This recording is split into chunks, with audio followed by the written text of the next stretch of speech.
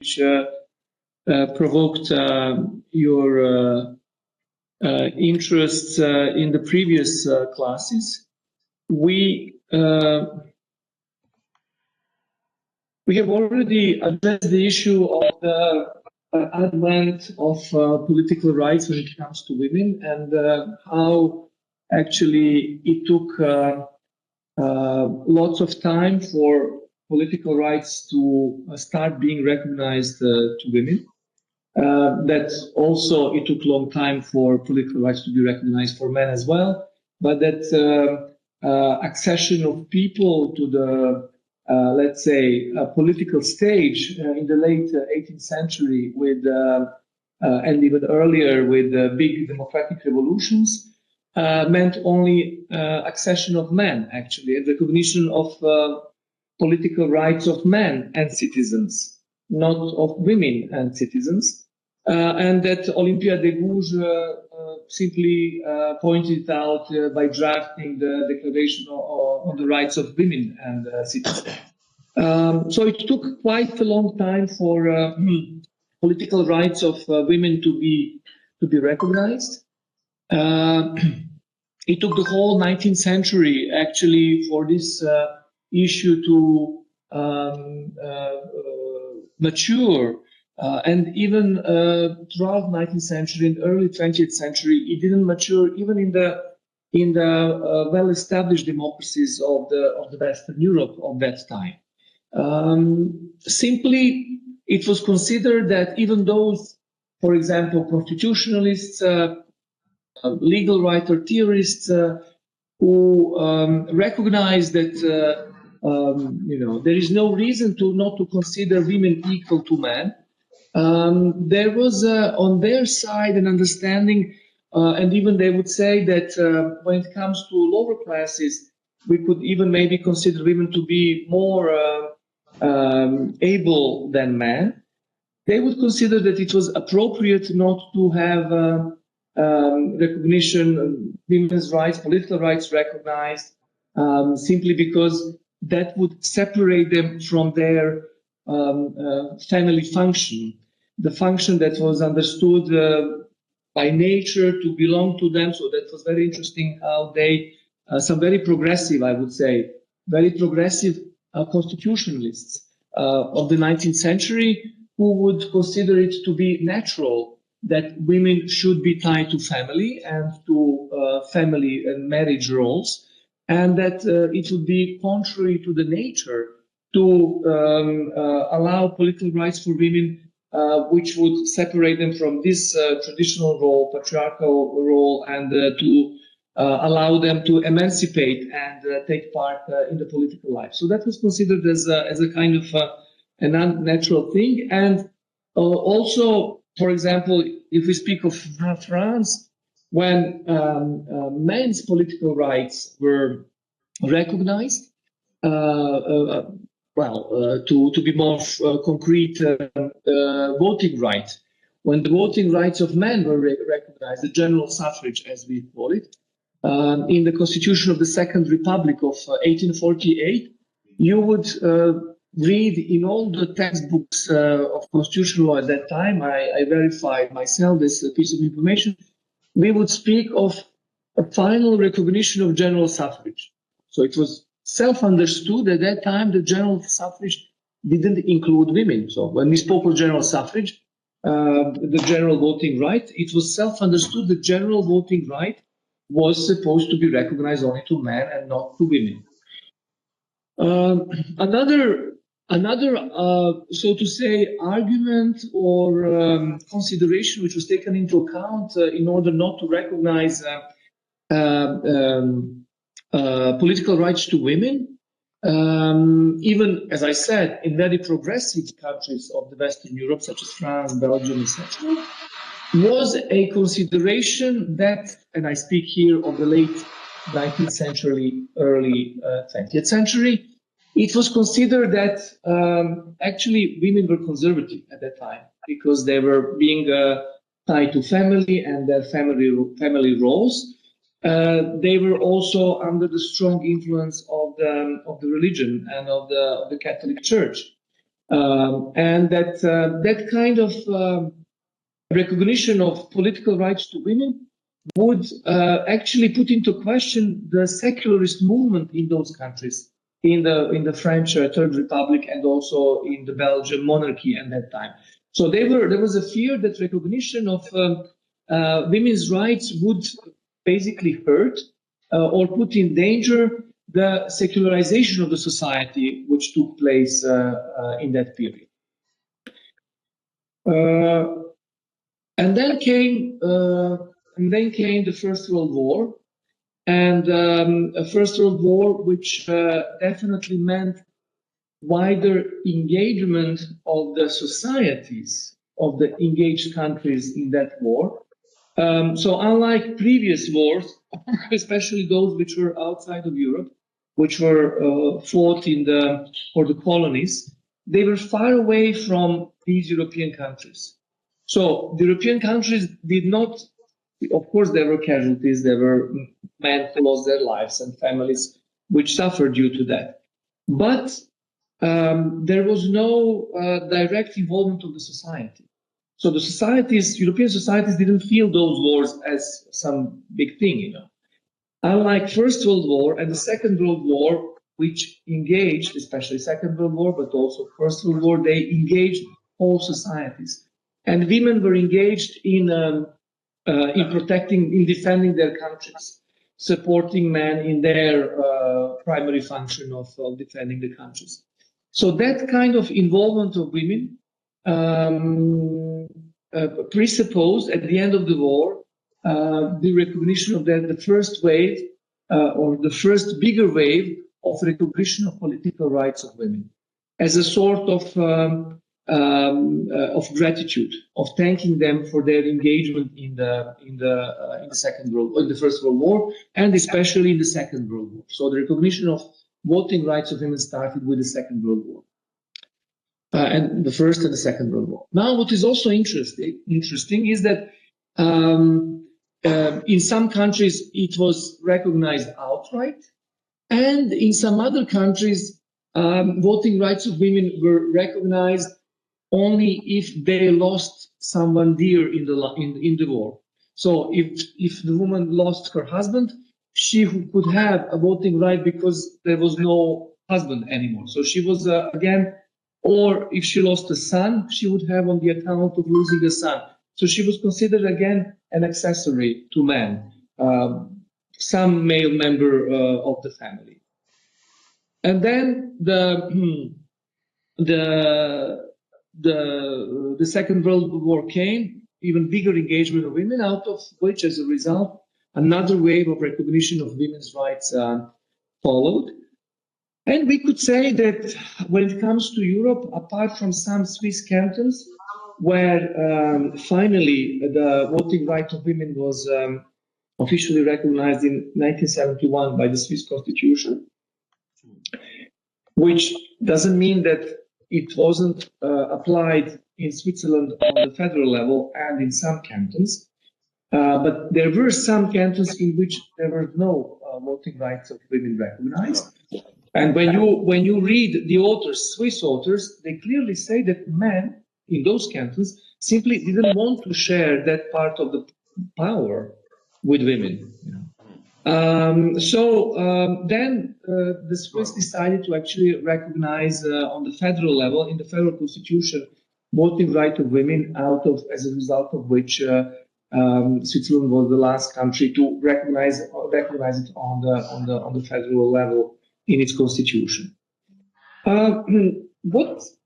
What at some point became obvious after all these waves of recognition of women's rights was that women's rights, political rights, was that even though the political rights were recognized, I mean, voting rights, there were no women in the parliament. So basically, it became obvious that women were not sufficiently represented in parliament. It, of course, became clear to everyone who was involved in the topic that it was because simply there were no conditions for women to be properly engaged because of their other activities and responsibilities. family responsibilities and family engagements.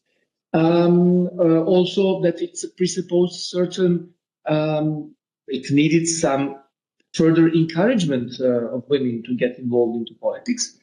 And we started introducing, since this low representation of women became obvious in the 60s, as of 70s, we started recognizing, introducing political, gender quotas in the election laws. In other words, we started with imposition of obligation of the political parties to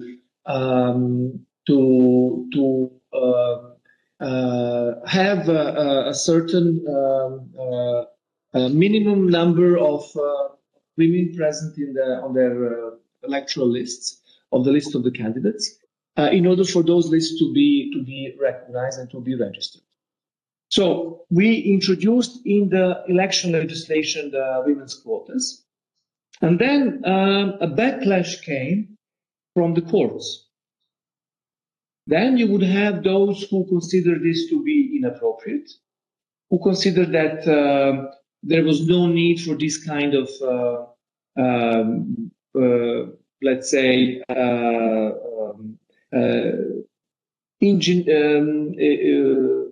electoral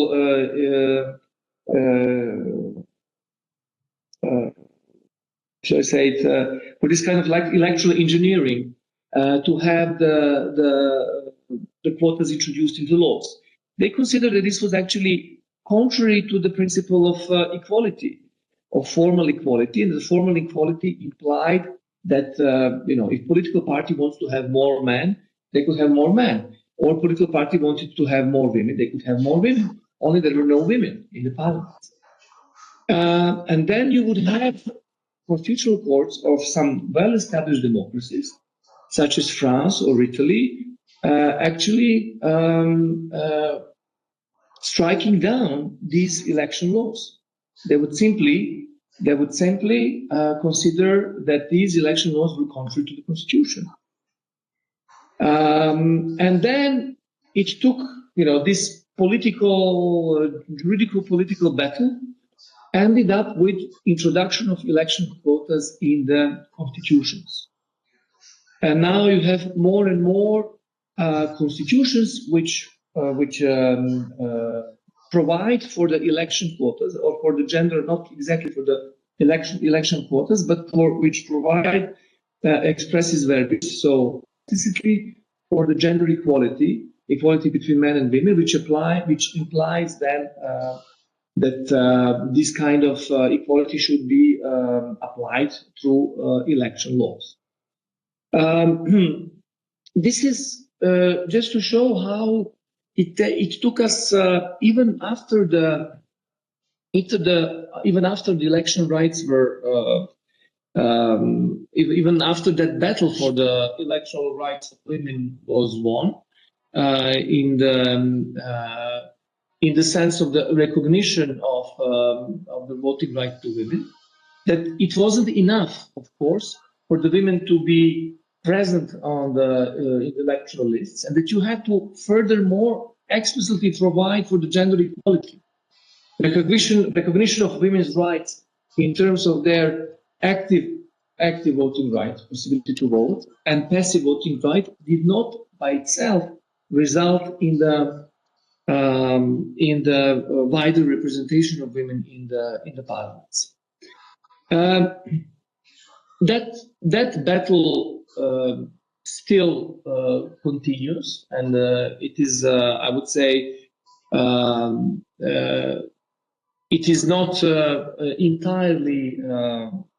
That battle is not entirely won, because what we need and what we presuppose by gender quotas is bigger involvement of women, so that women's voices could be heard in the parliament. So that, as we kept on saying throughout this course and other courses, as Catherine McKinnon said, so that women's questions could be put in the parliament. and that women could be more engaged in this, in representing their rights and defending for their rights. Another field of engagement of women and also protection of women turned out to be necessary also in the field of other political rights, not just voting rights, not just electoral rights, but with respect to the practice of freedom of primarily freedom of expression, freedom of expression. So as I also noted in the previous classes, that there was an interest in understanding the limits of freedom of expression. And this is very important within the context of hate speech and the speech which could be described as sexist, as a speech which is portraying women in a way which is not appropriate, or a language which is intended to hurt women or to violate the gender equality. I wanted to address that issue exactly. What is the freedom of expression and what are the limits of freedom of expression, so that we could understand also how it affects the potentially sexist speech in everyday life, and especially when it comes from those who are occupying high public functions. I already referred to the importance of the European Court of Human Rights and its case law, simply due to the fact that Europe can take pride in the fact that it has a most developed system of human rights protection through the European Convention on Human Rights and engagement of the European Court of Human Rights. And in that sense, we will particularly focus on the political rights in the convention system. We can mapping out political rights in the convention system includes or the list of those rights can be extended or narrowed down. These rights have definitely certain political connotation, some of them more, some of them less. For example, freedom of thought, conscience, and religion, that right can have a political connotation, especially in its forum externum, and it doesn't have political connotation in its forum internum. But freedom of expression, as we will see, is very much important, is extremely important in the context of understanding the importance of political rights, and we will see why. And also freedom of assembly and association, as well as, of course, a right to free elections. Now, what can we say briefly about these most important political rights? Freedom of expression can be seen as a lex generalis to other political rights in the convention system. It is at the core of all political rights. So freedom of expression is considered as, we also say, a mother of other political rights. It is present in all other political rights. Unlike freedom of expression, freedom of thought, conscience, and religion concerns, by definition, views that attain a certain level of cogency, seriousness, cohesion, and importance. We refer to this issue. To explain, actually, we used freedom of thought, conscience, and religion to contrast the difference between what is meant by freedom of expression and freedom of opinion, and freedom of thought, and freedom to manifest one's opinion, but freedom of expression and a possibility, freedom to manifest one's belief by the forms that we mentioned already, how they manifested. And we, in that sense, pointed out that freedom of belief concerns those ideas which attain certain level of cogency, cohesion, seriousness, and importance. So this is it is important to distinguish that freedom of expression basically concerns just any ideas that or opinions that one may have, whereas freedom of thought, conscience, and religion concerns those ideas which are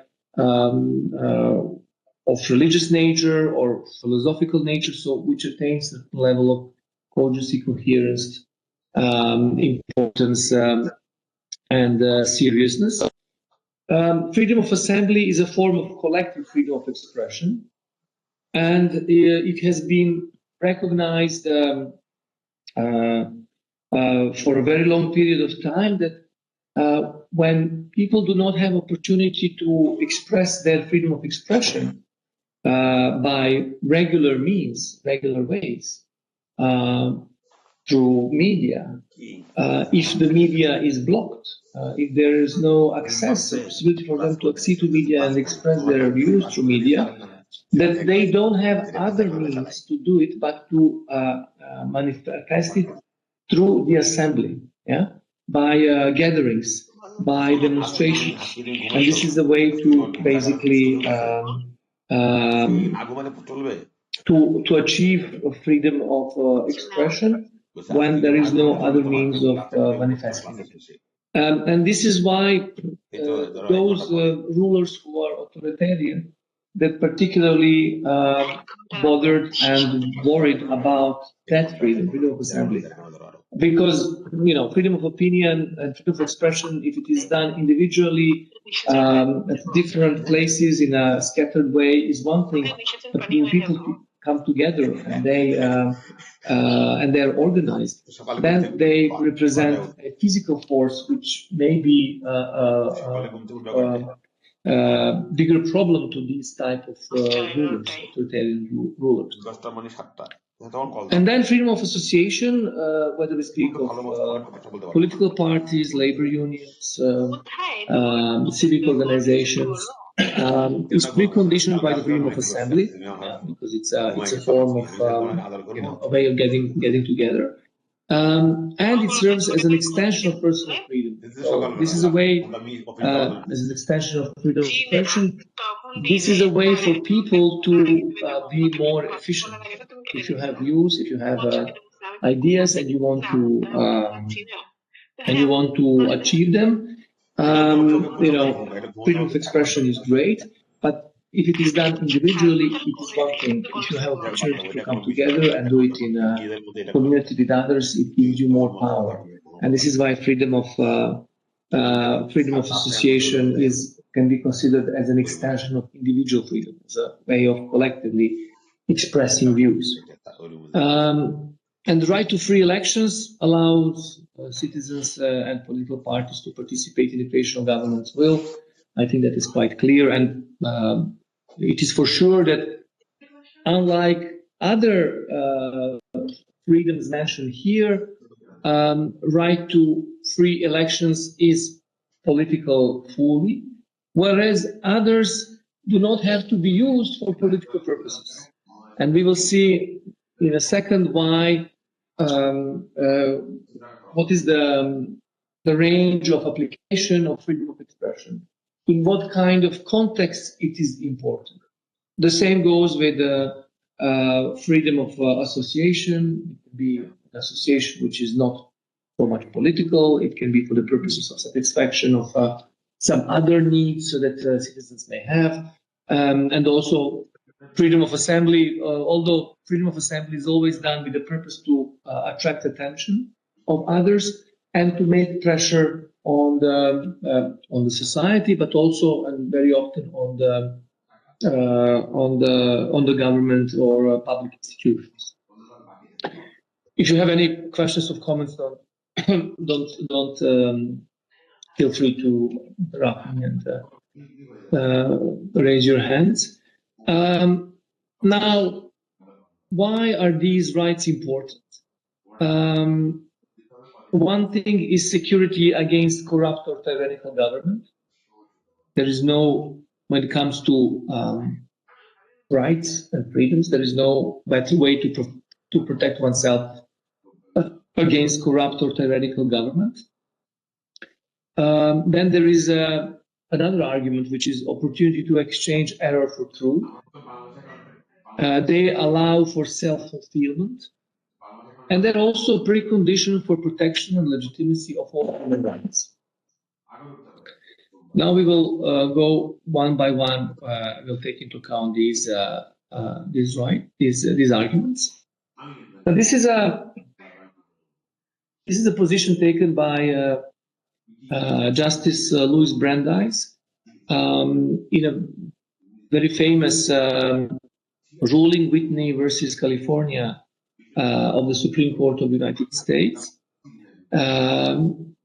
It is one of those judgments through which I mentioned this standard before, through which the standard of present and clear danger was developed in the case law of the United States Supreme Court.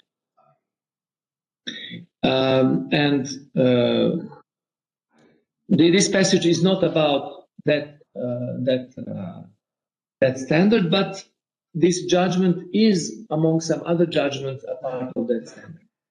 It was basically Louis Brandeis, together with Oliver Wendell Holmes, a very famous Chief Justice of the Supreme Court of the United States, who developed this principle of the standard of present and clear danger. So what Justice Brandeis said was, those who won our independence believed that the final end of the state was to make men free to develop their faculties, and that in its government the deliberative forces should prevail over the arbitrary forces.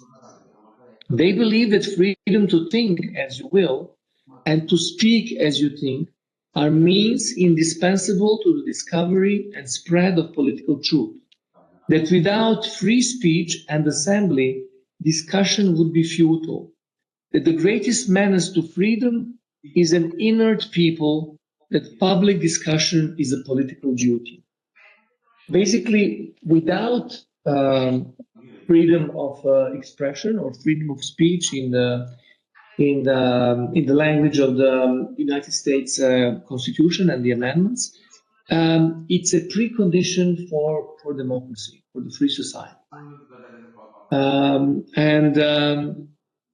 And we will see, we will make some references to also to the differences and similarities between with respect to the understanding of the freedom of expression on the European side of the Atlantic Ocean and on the American side of the Atlantic Ocean, because we will see that Europe is much more protective of its freedom, actually much more prone to limiting the freedom of expression for the purposes of protecting rights of others and other public goods and values, in comparison to Americans who are more in favor of the freedom of speech and less worried about the how that speech can be hurtful for the others. They think that this is actually a formula of a free government, that there is no free government, just like Justice Brandeis said in this ruling. So it is an argument for democracy. There is that argument of when it comes to freedom of expression, rights is important. It is very important for the protection of democracy, for the purposes of fighting corrupt governments, for the purposes of protecting the freedom of every individual and all the groups in the society.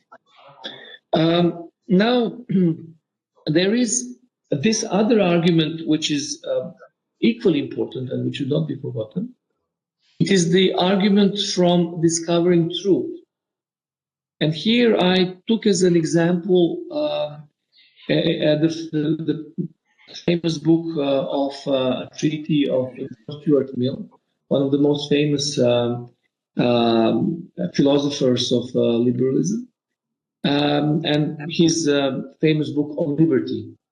And there Mill said, if all mankind minus one were of one opinion, and only one person were of the contrary opinion, mankind would be no more justified in silencing that one person than he, if he had the power, would be justified in silencing mankind. So we have no right to, and we have no interest, actually, that's the point of Dr. Mill. It is not in our interest to silence those who think differently, even if that was just one person and we were all on the other side. And what else he says, John Stuart Mill? But the peculiar evil of silencing the expression of an opinion is that it is robbing the human race, those who dissent from the opinion, still more than those who hold it. So what he wants to say is that we would be losing something, if we are trying to silence someone else. It is not that person who is being silenced who's going to lose something, although that person would also lose something, and we'll see what exactly. We would lose, majority would lose if that was the case. If the opinion is right, and now this is the gist of his talk, if the opinion is right, they are deprived of the opportunity of exchanging error for truth. We don't know, maybe just one person is right and we're all wrong. And if we disregard that one opinion, if it's silence, if we feel too much arrogant and bold, we would lose that opportunity to exchange error for truth. If wrong, that is also possible, that other opinion is wrong, they lose what is almost as great a benefit, the clearer perception and livelier impression of truth produced by its collision with error. So even if that person is wrong and we are right, it is still important that we have opportunity to discuss,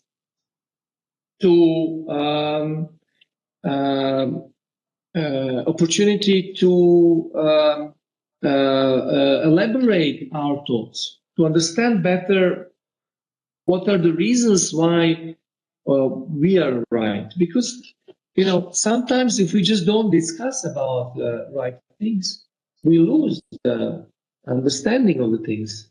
And we forget actually what those principles that we stood for are there for.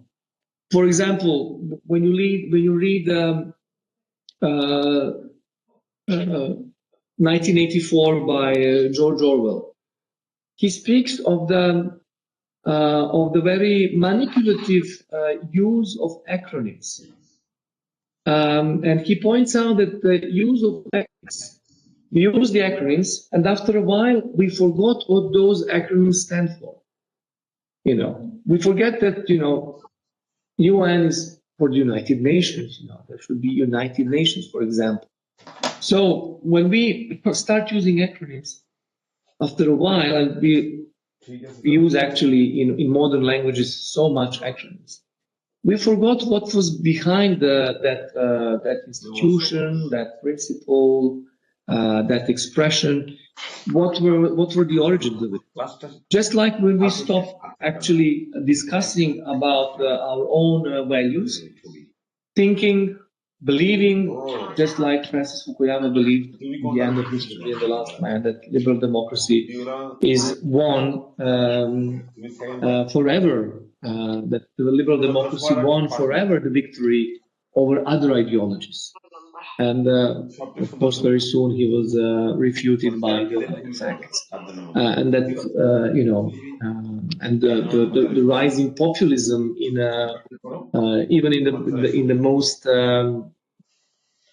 in some of the oldest democracies in the world today show how liberty is never won. the fight for it lasts as long as mankind is there. So just one argument, one point more to be made here when it comes to argument from discovering truth. We see from this passage of Mill how important it is. Okay, in general for mankind in all fields and political fields as well, but especially in the academic field, in the field of research, in the field of scientific research, how much freedom of expression is indispensable. Basically, without freedom of expression, there is no academic research.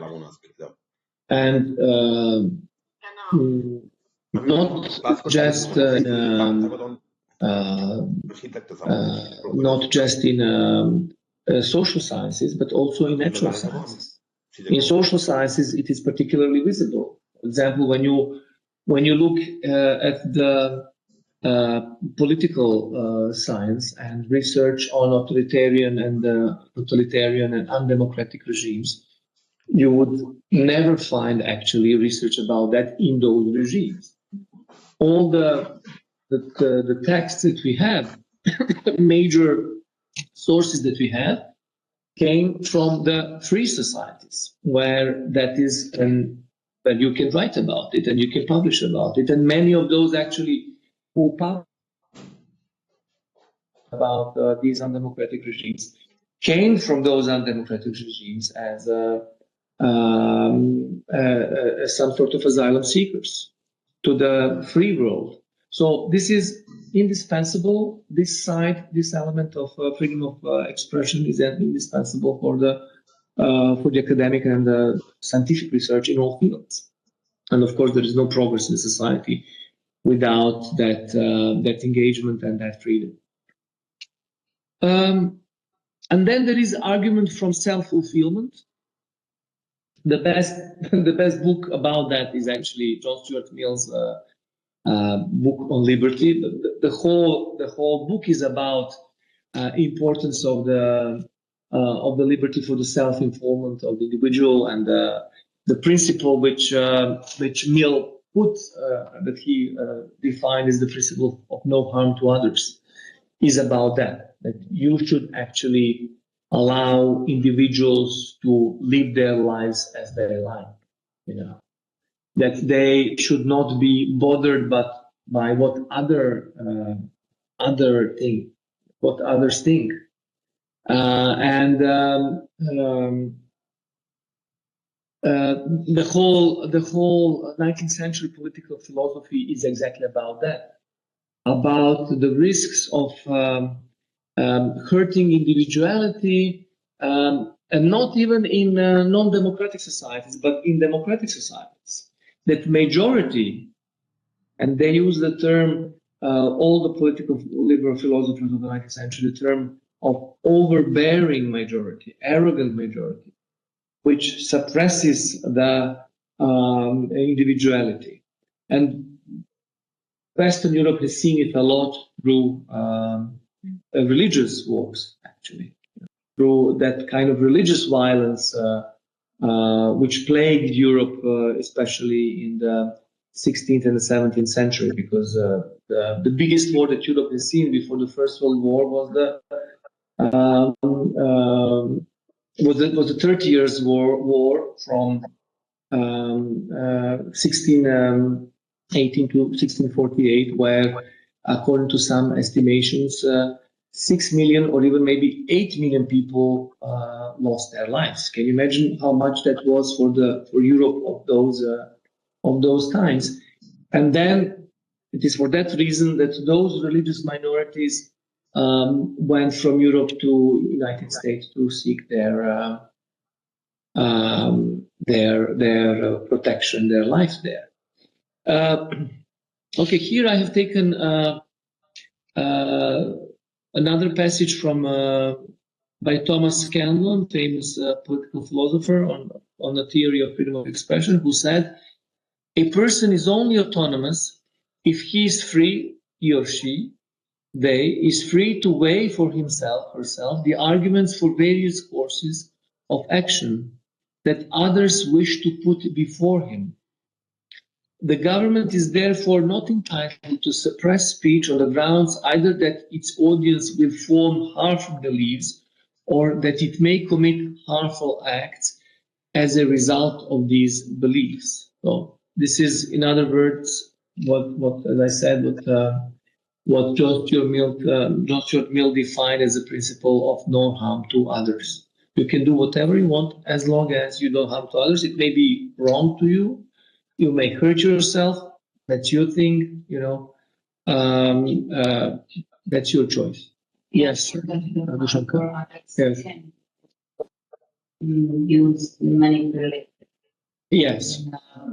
For example, for protecting traditional values and LGBT ideology, suppressing that in Bulgaria, right? So how then you can use this argument to actually fulfill? I mean, could you just be more specific with where is the line? Yes. I mean, I know what is good for me, but also the person who is against, who is pro-tradition. Oh, yes, I understand what you mean. Yeah. Who is? The biggest problem with that Millian concept is how do we define harm? No harm to others, you know. And this is why speech is particularly interesting, because speech can hurt others. This is exactly what we're going to do. We're going to do that kind of standards to understand better how do we weigh, you know, how do we balance that kind of language, which is, you know, taking into account this great importance of freedom of speech, freedom of expression. How do we balance when we are confronted to the kind of expression, speech, which hurt the others, and we will also see that the European Convention on Human Rights also has one article on the abuse of rights. Exactly because it has been recognized, you know, again, since Karl Levenstein, for example, and his concept of militant democracy, that, you know, freedom of expression, freedom of assembly, freedom of association, voting rights can be used by the enemies of democracy as a sort of Trojan horse to enter into the city, to come to power, and then to suspend their exams. And as a result of that, the drafters of the convention introduced the concept of the abuse of rights.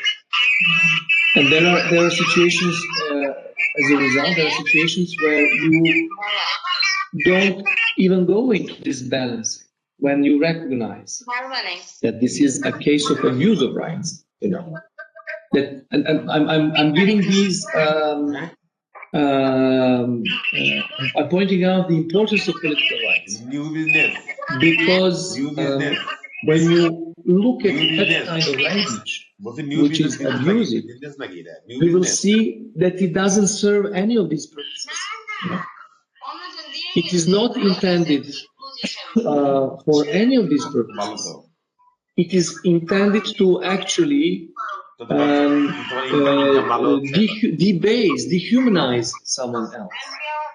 And then you can say, you know, is this, what is this, you know? Is this freedom of expression, or is it you know, something else? You know, this is why we need to define this is why I took a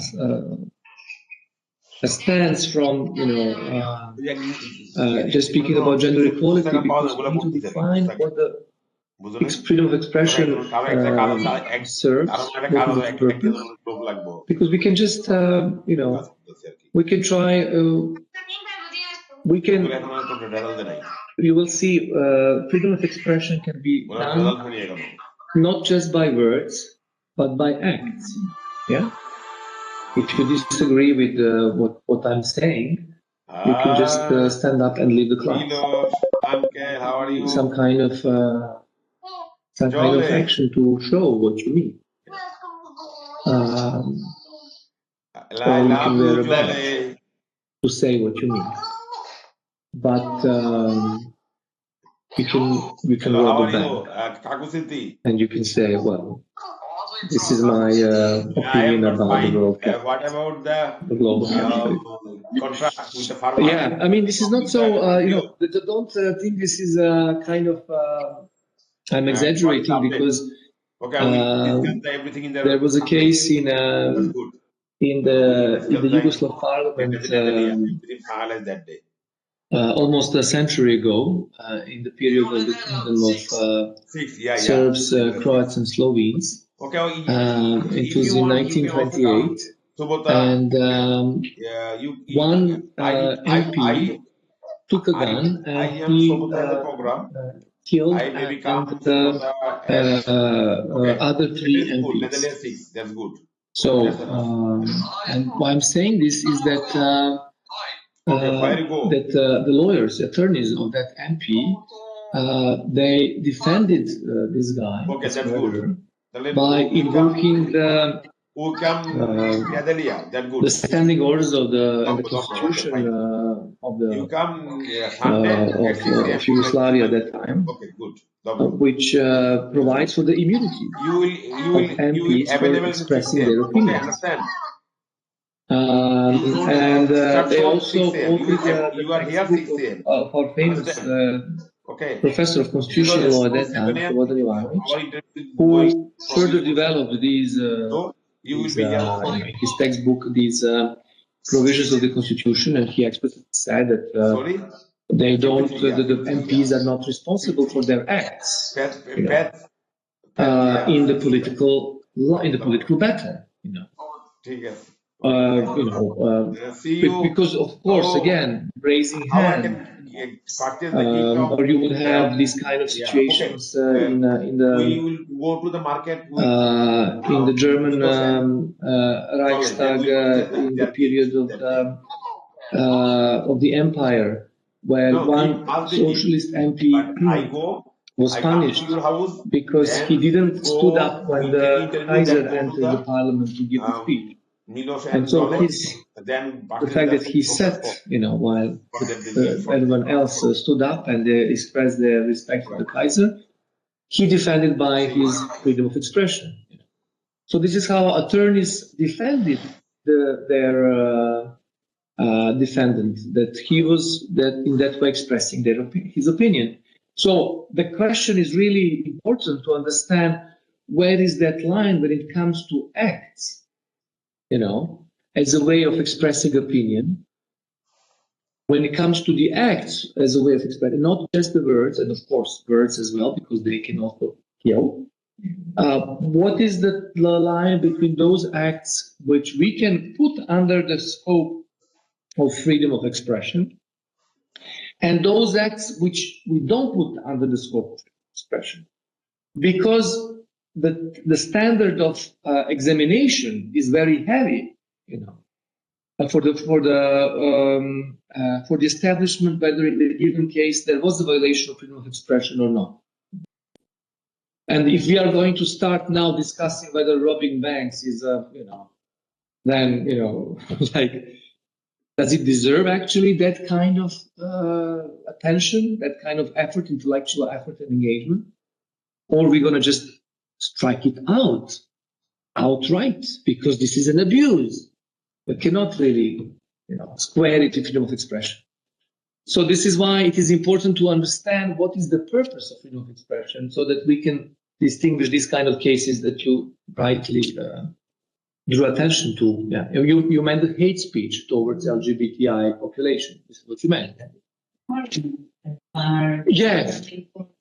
Yes. Yes. It's it can be,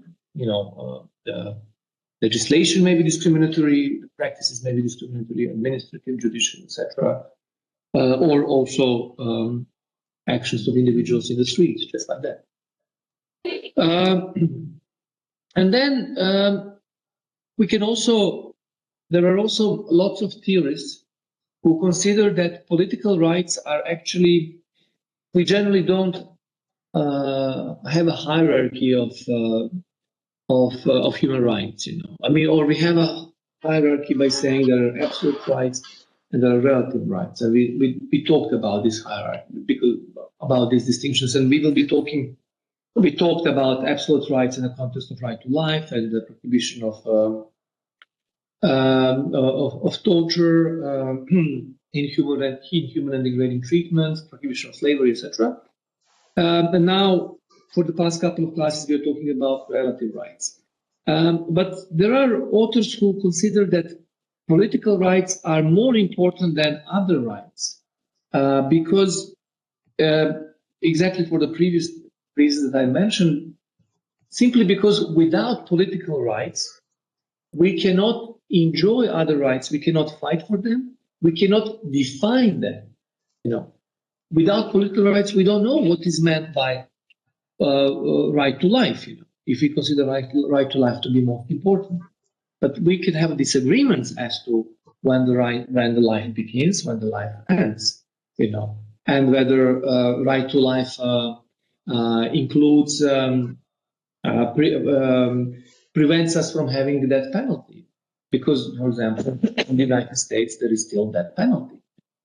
So in some very developed societies there is still death penalty. So that is a question of debate. You know, even different various aspects of rights to life are a question of debate, and not to mention, you know,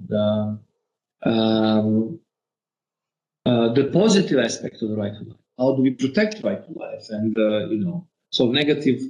This is what Georg Jelinek calls status activus, negativus, and positivus.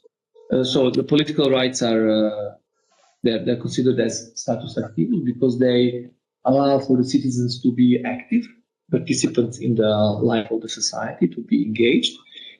Negative rights are those which presuppose the obligation of the state to refrain from engaging, from violating, hurting, like the right to life in this sense, that no one can take, the state cannot take your life, prohibition of torture, prohibition of slavery, but also right to privacy, for example. And status positivus in the sense that they presuppose, unlike previous rights, positive engagement of the state. Like, how can women, you know, enjoy political rights if previously they don't have a right to education? How can they have possibility to have property if they don't have possibility to get employed and earn property, etc., etc. So, but also some, as I just mentioned, when it comes to right to life or prohibition of torture, inhuman and degrading treatment, we realized after a while that obligation of the state does not mean just the state should refrain from taking someone's life or refrain from violating someone's privacy. That state also has obligation to take positive measures to protect those rights. Because without that kind of engagement of the state, those rights would be at the prey of those individuals who are stronger and who can take your life. What does it mean to any of us that that person is going to be prosecuted afterwards if our life is not there anymore? So the state has obligation to actually take positive measures to prevent anyone from taking one's life. And that is the case with also environmental, industrial dangers, etc., etc. And also to investigate when that life is taken. Or when there is a prohibition in the context of the prohibition of torture, inhuman and degrading treatment, the obligation to investigate who is responsible when the life is lost or when this prohibition is violated. Or, as Norberto Bobbio put it, jura active civitatis. So these active civil rights, political rights, are the best guarantee, what we said, of jura libertatis et civitatis, of all other freedoms and rights. So this is the best way to protect it, by using political rights, freedom of expression, freedom of assembly, association, and the voting right. The best way to protect all other rights is by using these rights. Of course, we speak of, as we always do, of peaceful means, of protecting yourself. And so, in that reason, for all these reasons, we can see that political rights are necessary for political legitimacy of all human rights. So the legitimacy of other human rights is based on the existence and the thriving of political rights. Now let's go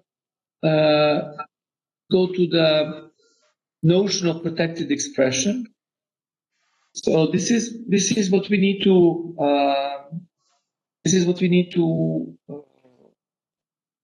take into account seriously. What do we mean by protected expression? Because we then distinguish the protected expression from the type of expression which is not protected. When we say, and then that type of expression which is not protected, we define as the abuse of right, and we consider it as not as freedom of expression, and we don't analyze it, we don't study it, we don't examine it in the same way. When I say protected expression, it doesn't mean that we will not find in that concrete case that that the violation of the protected expression was not legitimate. Okay, so the protected expression doesn't mean that that type of expression or speech, that violation of that type of expression or speech will always be considered as illegitimate. It just means that this is exactly type of expression. This falls under the concept of expression, and that we have every reason to examine whether that kind of expression was legitimate or not. But when it comes to abuse of rights, which is in the meaning of Article 17 of the European Convention, to engage in any activity aimed at the destruction of any of the rights set forth in the Convention, so it is to engage in any activity aimed at the destruction. So the purpose is not to, scientific research, democracy, individual self-fulfillment, but to destroy other rights set out in the Convention. Then we describe it as abuse of rights. For example, in Garodi versus France, a case which concerned a historian which claimed that Holocaust was a lie. So how do you, if someone claims that Holocaust was a lie, and it is a historian, what are you supposed to do? Start engaging, as a court, in a discussion with this person and proving to him that he is wrong, just by doing it, you would legitimize his or her thoughts or opinions. So for that reason, we consider it as abuse of rights. And this Article 17 is also called the guillotine, the chopper of the applications, because it's easier. The court takes less effort in reasoning it. Of course, there is some reasoning, but not as elaborate as you would see in other cases. Here, I just gave some examples where the issue of whether you call it speech, written or oral on one side, and symbolic speech on the other side is raised. For example, Delphi versus Estonia was about the hate speech on the internet.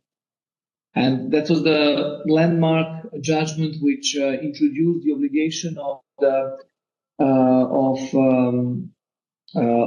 internet platforms, of media platforms, to actually control what is said on their platforms when it comes to individuals who have opportunity to post their opinions. So this is a judgment in which the court explicitly said that you cannot say as a platform, well, it's someone else who did it, someone else who said it. You have to actually control what is the language used on your platform, and you have to sanction the hate speech by not allowing that type of hate speech to be present at the platform. Vinay versus Hungary concerned the using of red star symbol right after falling of communism, and the question was put whether the using of the red star symbol could be considered as a promotion of communism, as a type of totalitarian regime or ideology which led to a totalitarian regime. So it was about using symbols. Carcassonne and others versus Hungary was another interesting case which concerned using of banners in the parliament as a way of expressing views, because in situations where the speaker doesn't allow you to have a word and to have the floor, and then in the situation when someone is speaking like prime minister or head of state, you can come behind that person and spread the banner, and then in that way show your message. Bartol versus Germany was a case which concerned, for example, the question was put whether an advertisement can be considered as an advertisement fall under the scope of freedom of expression, and Vogt versus Germany was a case of a high school teacher who was fired because she was a member of the Communist Party. And the question was put, she did not at all, she was a remarkable professor of French language. So no complaints about her activities in the school, but the mere fact that she was a member of the Communist Party and it was known to the society, local society, that she was a member of the Communist Party, was found by the school authorities as problematic, due to the fact that in Germany there is this very important principle of obligation of the civil servants to be neutral and objective, and that in the period. So here we speak about in the period of the Cold War, when at one point in 1956 even a Communist Party was banned in the Federal Republic of Germany. But then after that party was banned in 1956, a new Communist Party was established, and it wasn't banned. And she was that Communist Party which wasn't banned. And the European Court of Human Rights said, so what was the problem? If you didn't ban that political party, that party wasn't harmful as such, why would membership in the political party be wrong? So you see, and so here, this is an interesting case because you can see that someone can be punished for the freedom of opinion, even if it is not expressed within the limits of the authority which punish you.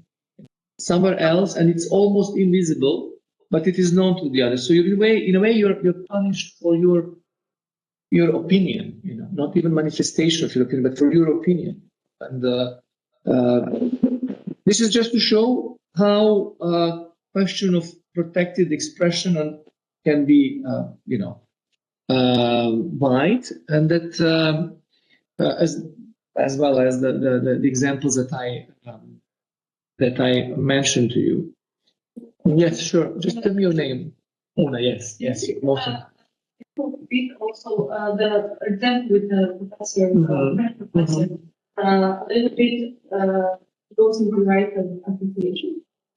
I mean, the association as right to be a member of association. Yes, in a way, yes, it is indirectly. You're punished for being a member of that association. So the message is you have no right to enjoy that right. That association isn't welcome. Yes, that's association not welcome. Yeah, exactly. It's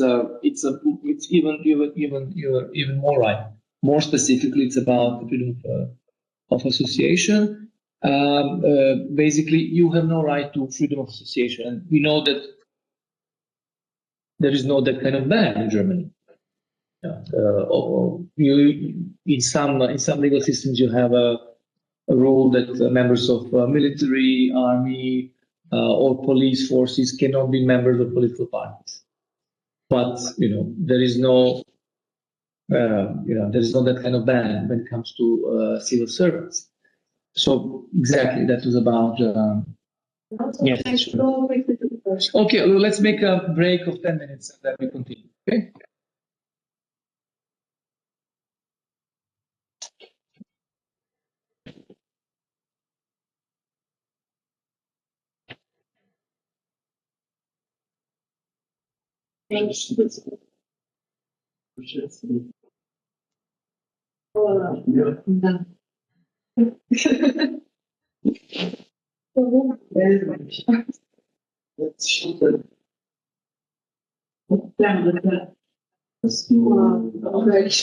Moram. Da. Šalimo i moram, zato što imam baš nešto i imam kao isto koje će biti na kraju.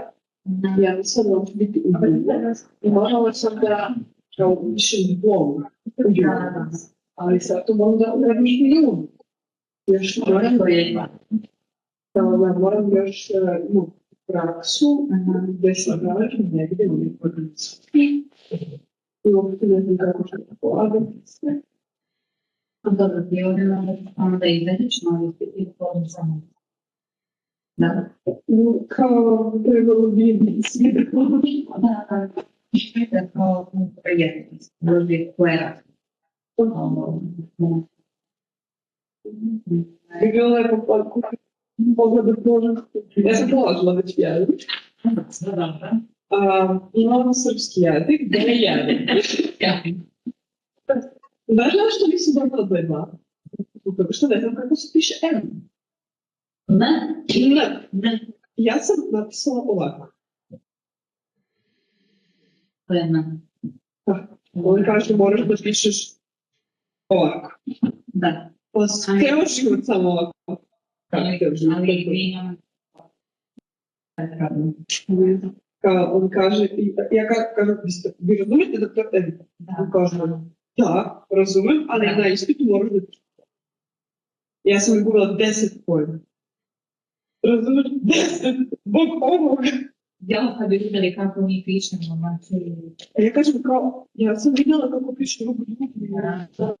Mi kažem,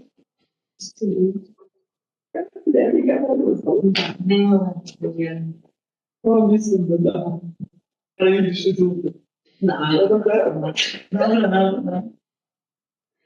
Tri slova, ne. Ja...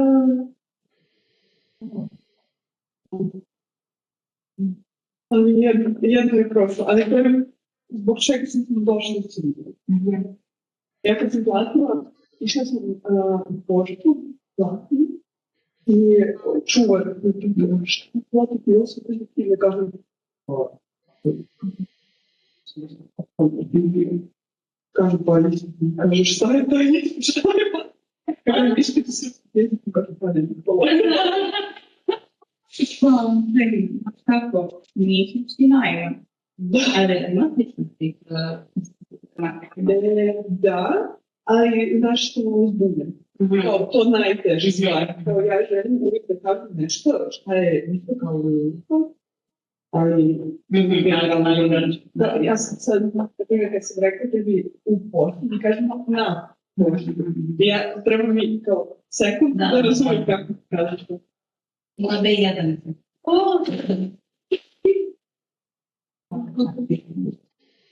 Ima sekundu. Stopi. Na koje preko?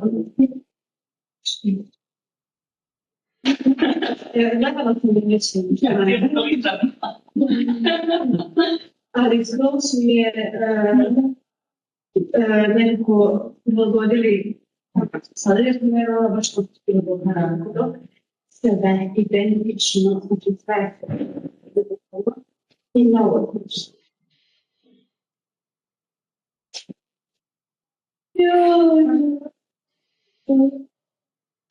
Malo, tako pitanje.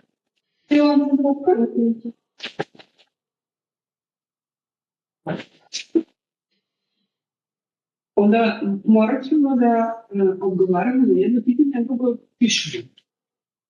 A ja mislim da da. Ali u stvari je to sa tamo strašno pitanje. Jela? Da. A sad nam ne će da pišemo odluku. Ne da pišemo. Ne, na ovo. Neće biti ovako. Izgleda kao možda da dođeš kod njemu i kažeš ja sam Milan i on stavi i deset. Nije nikako. Na ovo nisam Jo. Više je to što ne... Da, a ovo je situacija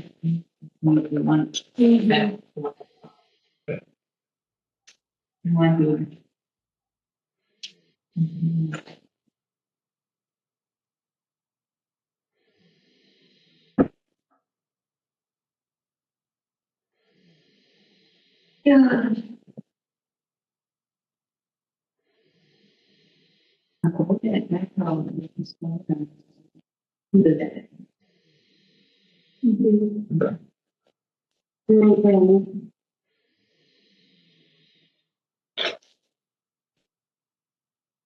Mislim da je došli tako da gledam. Ali Ne znam da li imamo da neki apel. ima neki kao. Ne, to je ne znam.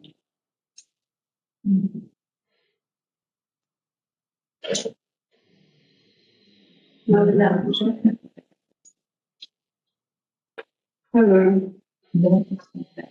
Ali za Ja.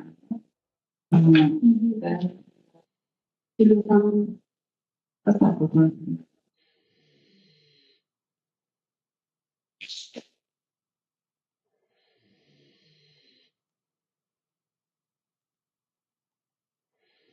pođene Kaže, prvo pitanje kako bitno usmeno, a drugi je nekako pretpostavljeno. Možete da neki da mu pojačava.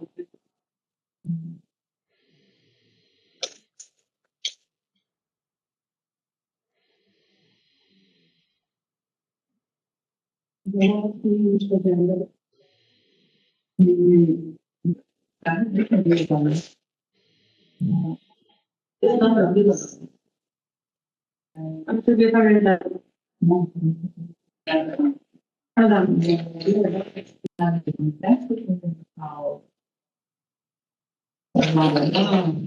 da li možda da li ne možda luka, bilo je interesantno. mene ti proveri odgovor da bilo bi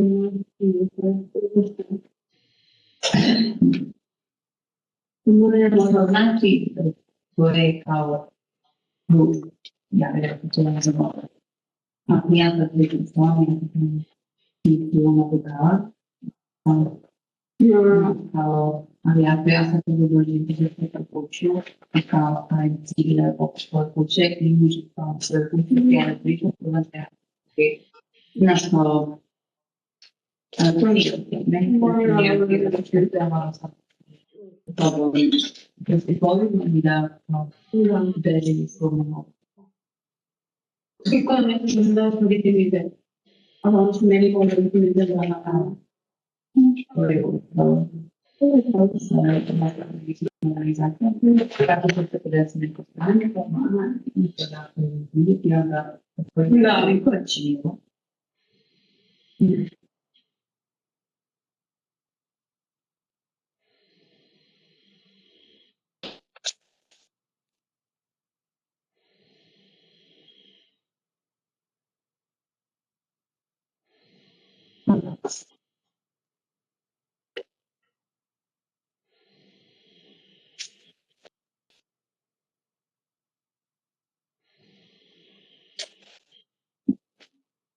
Zato da ne mogu praktikovati da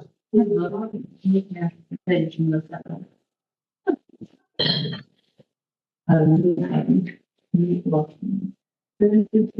Nisam ja tako. Još ne, ja sam čekala i prvo na vrstu Bogova.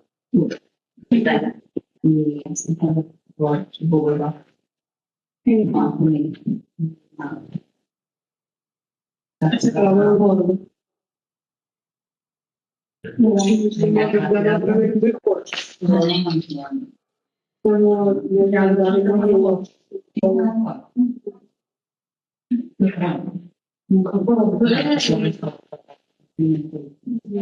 Ja bih dragila krilo. Bono, ja bez ono, bez kapa, kako je I te se tamo finale. Finale, čakajte finale. Ovo je me finale. Finale udar. Finale 20. Mi se tako ne pa.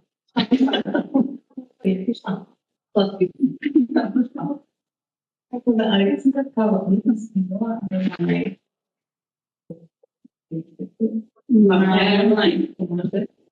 Jer ja nemam aplikaciju. Kao, da sam svi, ja sam aplikaciju, da koristim nešto, ali da koristim rešiti. Moje čisto je da Nije da ne. Znači, ovo je ugodno. Onda je bilo. E sad, ja sam istražio. I sad prvi čas nam je rekao ovo ne loš primjer, ovo treba da vredoći da te ljudi. I onda se taj klima stavili manje više na mogu. I sad ti nemaš što treba da bude odvojeno. Da. I sada nije druga, nema. Ja ne znam. Ali ništa da se već dobro onda tako da ne.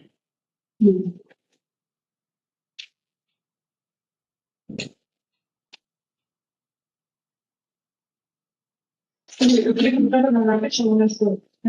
Izgledno ili ja sam? Da li možeš da moraš ovaj kako ti praviš? Pišeš kao ti si to napravio? Ja sam. Nisam svojina ništa. Moje kaže. Ja sam dobro. Dobro, ne znam. Ja mislim da čas ja da nam stana u evropskom patentu za kompjutere. Lično ne interesuje. Koliko je rad? Da.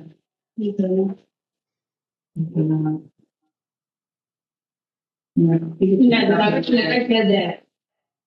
Isto mi napravi to.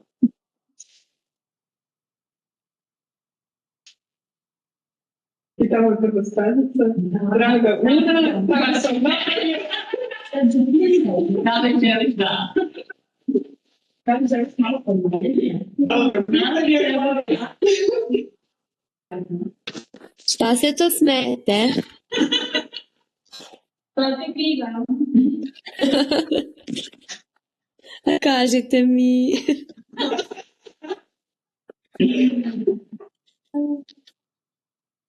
Baš kažem, analizu ovog praktičnog zakona Da, Jeleni ne bivši da. Tako da. I ubacila sam u GPT, on je kao, samo čisto da budemo kod ono grafički ideji. Kad ćeš malo manje problema, to je ajde. Ne da je bolje ono što si napisao. Ova kad imamo Da. Ja sam treba još malo je bravo. Jesi da učiš tako? Jesi da učiš tako? Jesi zapala? Izbore i kako mislim da oni tako. I sve se kamen, i sve se kamen. A što je treba na izbore? Evo, ti da nam je samo kriv. Ako vi drugi da ovdje.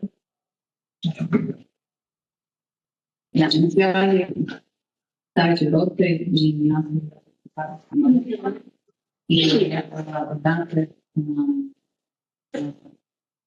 da stavite rote ima veliku državu. Jel to Dušanka nešto žvačka? Ne, ja žvačka. Pa čujem da neko mljacka. Ja ne to ne vidim.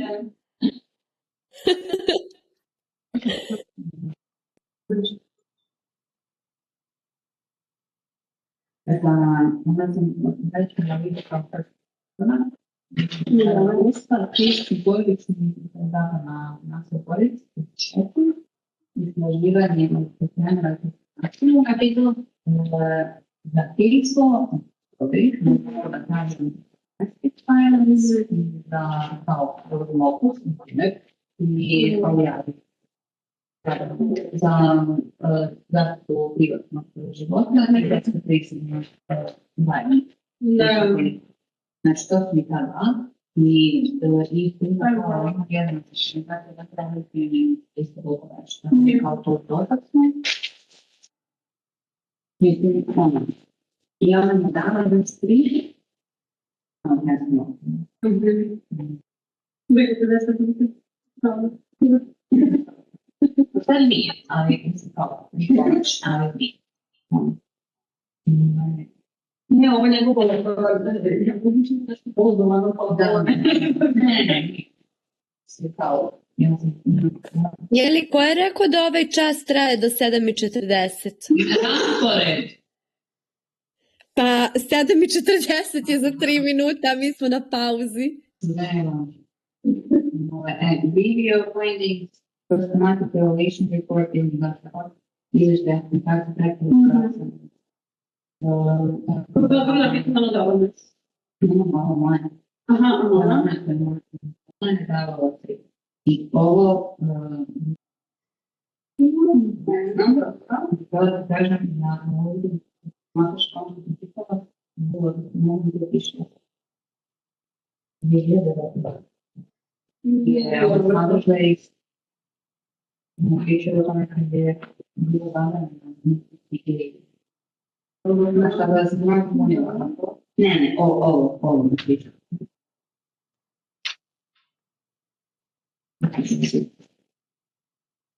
Nigdje.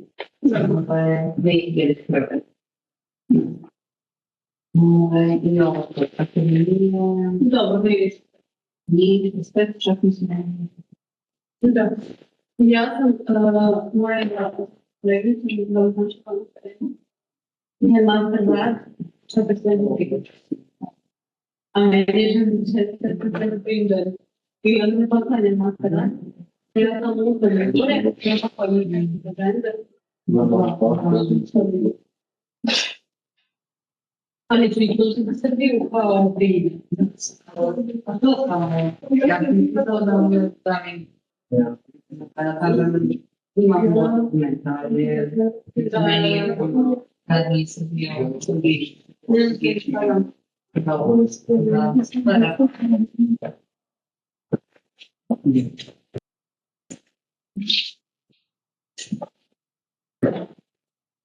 Okay, so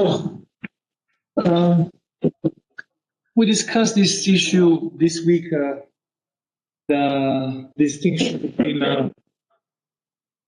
opinions and ideas in terms of Article 9 and Article 10 of the Convention. So I will not go back there, and already mentioned that in terms of freedom of expression, all opinions in principle are covered by it. Whereas when it comes to freedom of thought, conscience and religion, those ideas, those beliefs have to be of certain cohesion, cogency, seriousness, and importance. So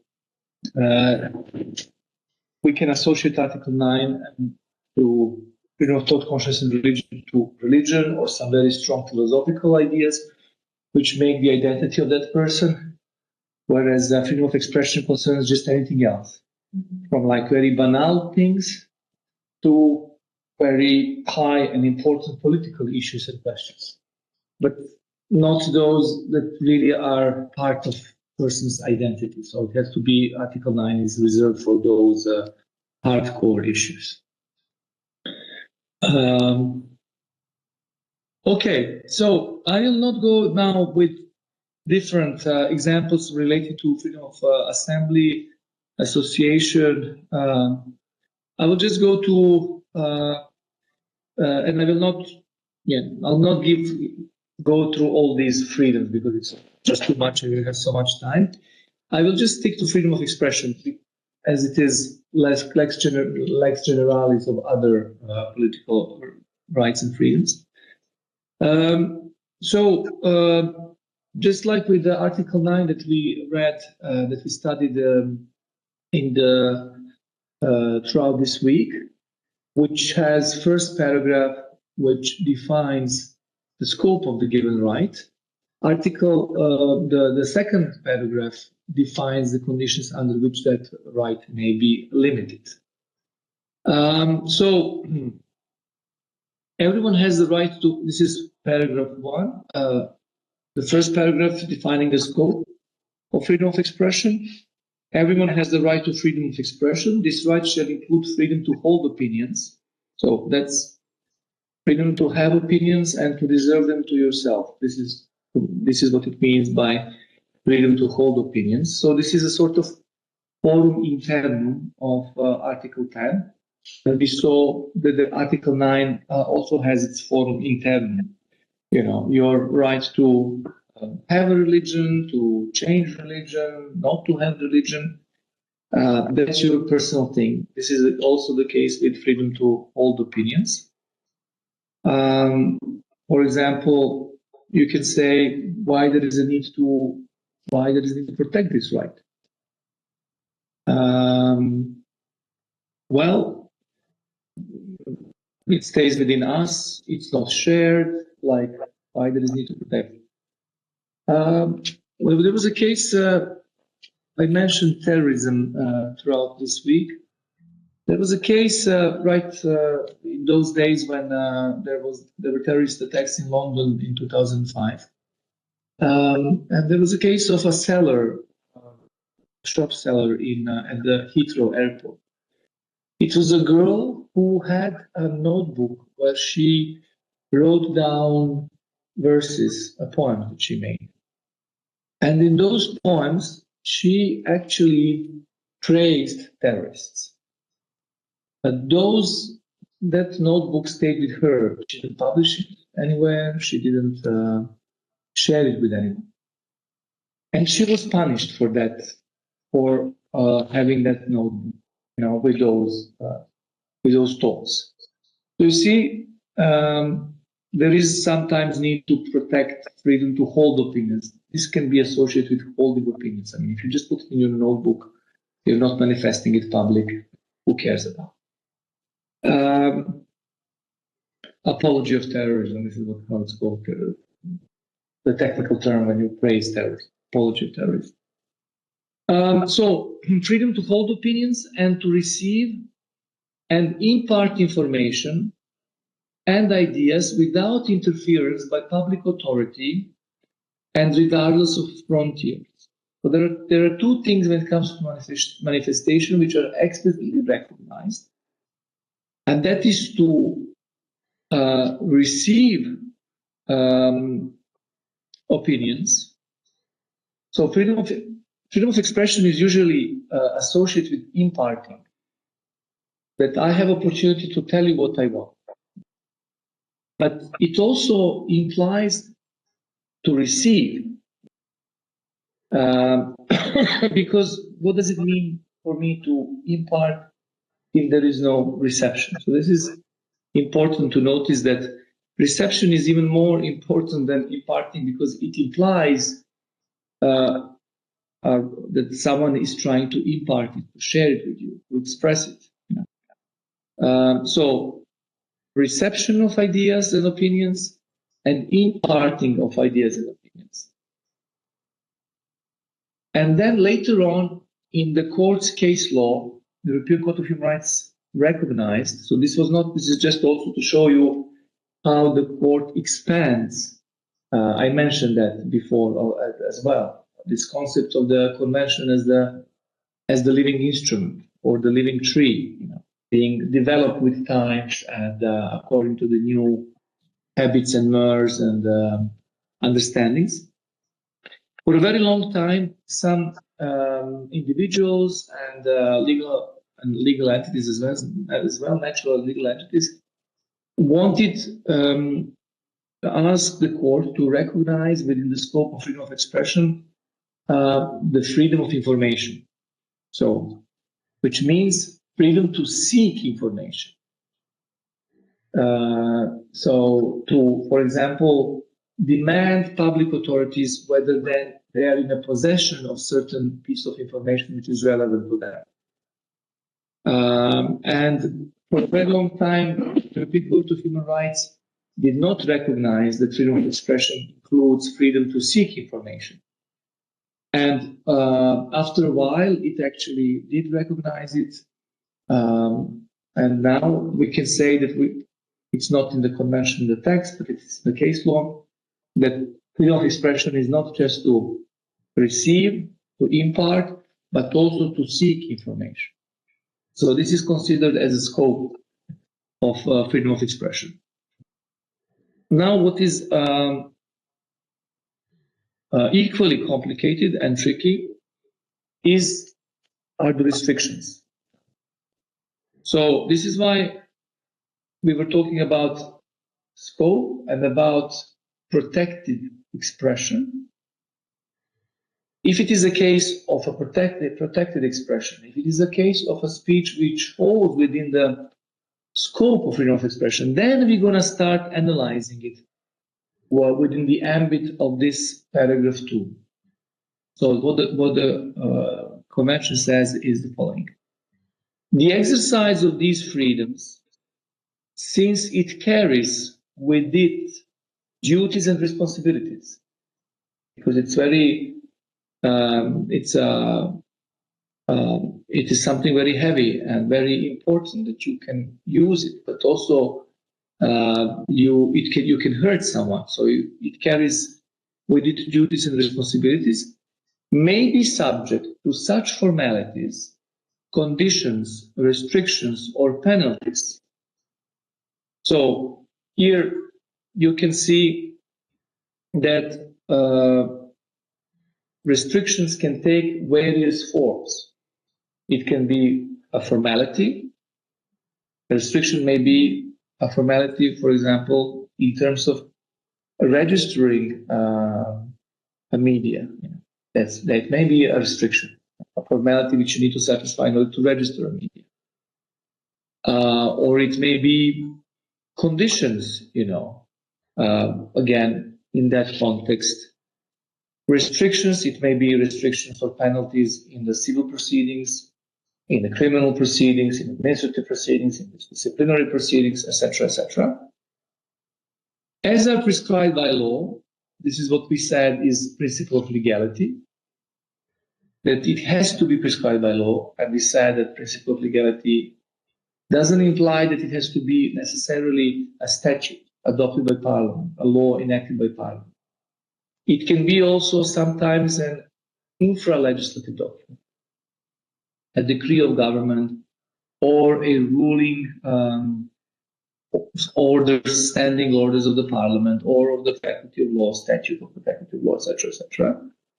Or it can be also well-established and harmonious, consistent case law. It can be also case law, when we speak of described by law standard.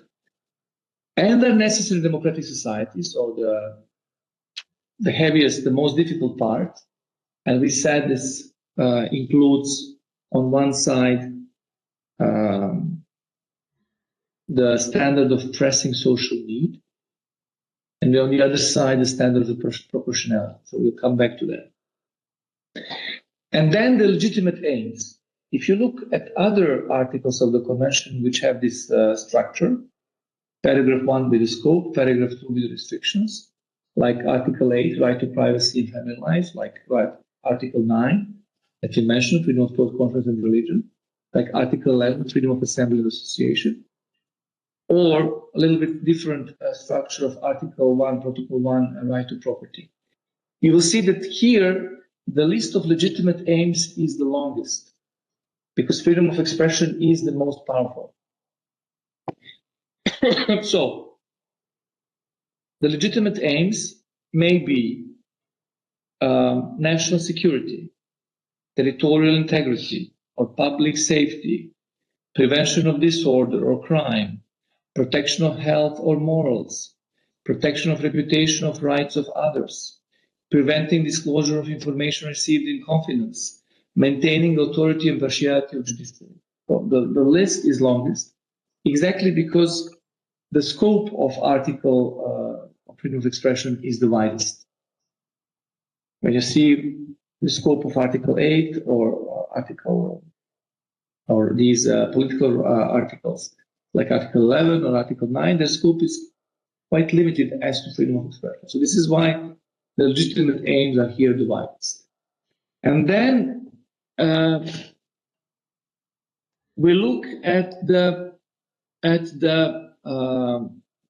trickiest part is the necessary democratic society, as we said. It consists of two elements. One is the standard of pressing social need, and the other one is the standard of proportionality. I mentioned it already, but I'll repeat it so that it is clear to you in the context of the American Supreme Court. It is called the standard of pressing social need is called present and clear danger. You know, and sometimes it's easy. It's good to use both terms to understand when it comes to limiting freedom of expression, and the European Court of Human Rights considers that freedom of expression is of particular value for the European societies. First of all, because of the journalists, because of their work, and they consider it to be, the judges consider it to be that they are the watchdogs of democracy. Also, when it comes to political speech, it is extremely protected in terms of criticizing work of public authorities. That is you can even use very, very harsh language if it is related to the critique of public authorities. On national level, if it is federal state on the level of Länder, federal units, at the local level. Also, when it comes to issues of wider importance, what Brandeis was talking about, the issues which are related to of public interest, everything which is of public interest. This is why this student, this pupil of the Fifth Belgrade Gymnasium, which criticized, and he was remarkable in the critique of the director. I don't know if you have seen that critique which he made of the director of the school and actually of the system, who gave to the director a certain prize, a certain award, and he said this is an insult because this woman doesn't deserve it when you compare to everyone else who received it. And he stated the reasons. He didn't just say this is an insult, she doesn't deserve it. He explained why she didn't deserve it, because of the bad management of the school, because of the fact that school doesn't work properly. She sacked certain professors, excellent professors, etc., etc. She's using political discrimination in school. So he was really remarkable. It is a question of public interest, like who receives public awards and prizes. Yeah, why not? Because this is a matter of public recognition. So you have a right to criticize. But it's not just a critique. He also gave the arguments. This is very much important. That when you use your language, that you reason it. When you are criticizing someone, that you give reasons for that. Otherwise, it may lose this level of protection that it would normally that it would normally deserve. If he just said it was an insult, it is an insult, but why? And he said why. So this is what you have to take into account when it comes to this pressing social need.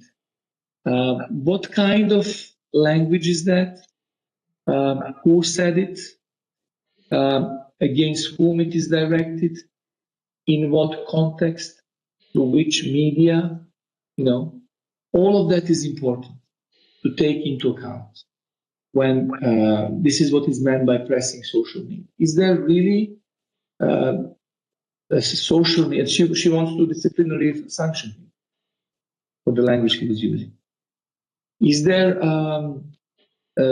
so a court who would eventually reconsider, who would examine her? I mean, I hope she's not going to take this decision, but if she takes it, the court will say, who said it, against whom?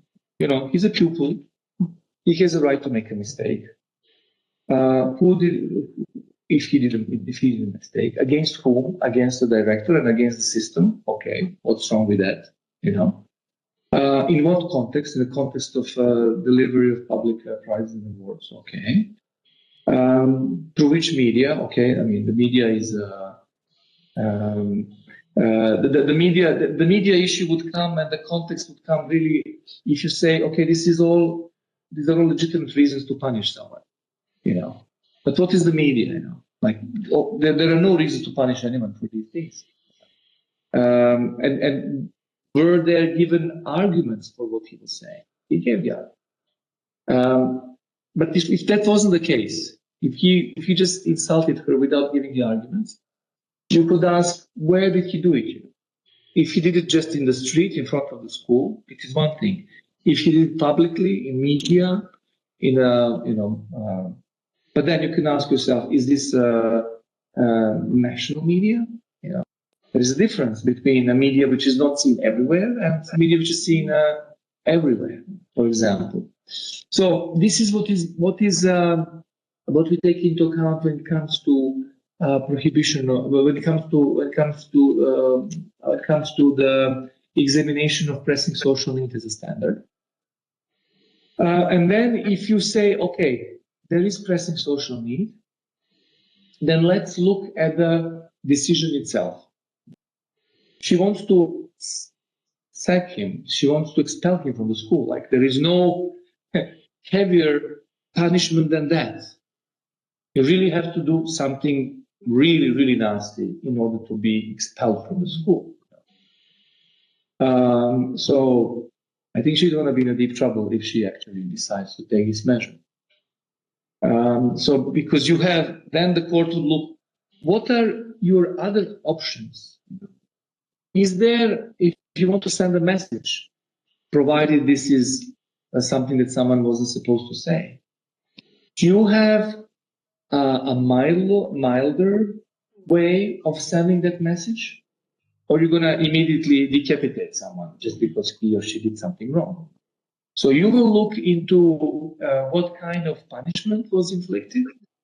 And then if that punishment itself has possibility of being graded, you would look whether it is like, if it is it's a disciplinary sanction against the pupil.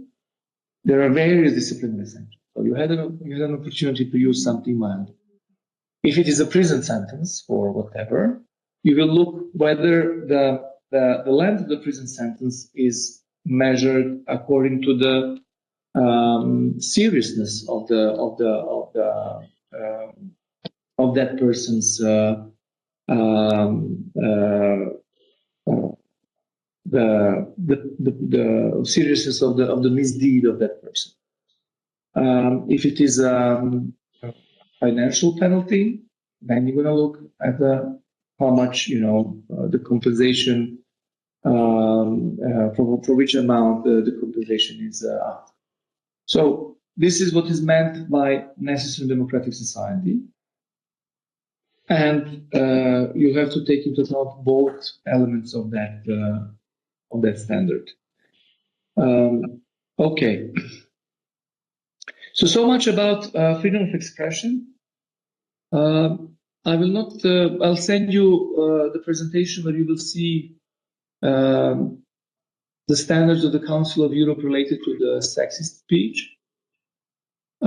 This is the speech which this is the point where freedom of expression comes into conflict with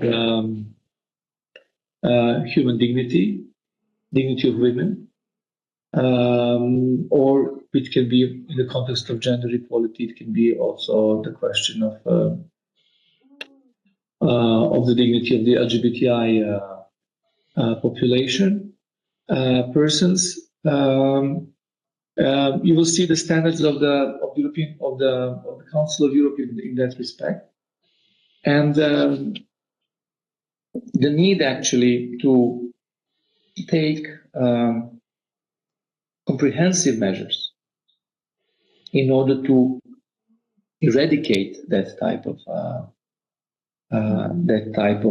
of speech, because it's a cultural issue. The sexist speech is a matter of cultural issue. Culture is something which is deeply embedded in the habits, customs of a given population, and in order to tackle it, you need to really take comprehensive measures. It is not just a question of language, bad language. It's also the question of values and the concepts which is being used, because you can also use sexist language with the nicest, most beautiful phrases.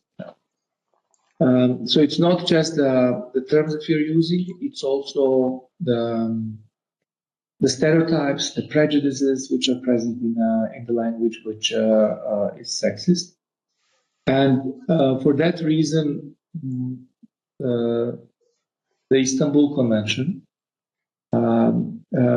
is, for example, just to mention that convention, but there is also a resolution of the Council of Europe on the sexist language in media, which insists exactly on this comprehensive approach, which starts with education, which is done through the schools, going through the role of media, and especially the importance of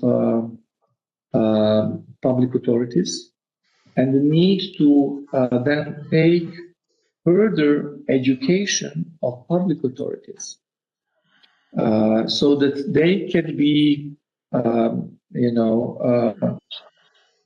so that they can understand better what is sexist speech and how to identify it, how to recognize it in their work, and how to avoid it in their own behavior, because it can be also present in their behavior independently of their work.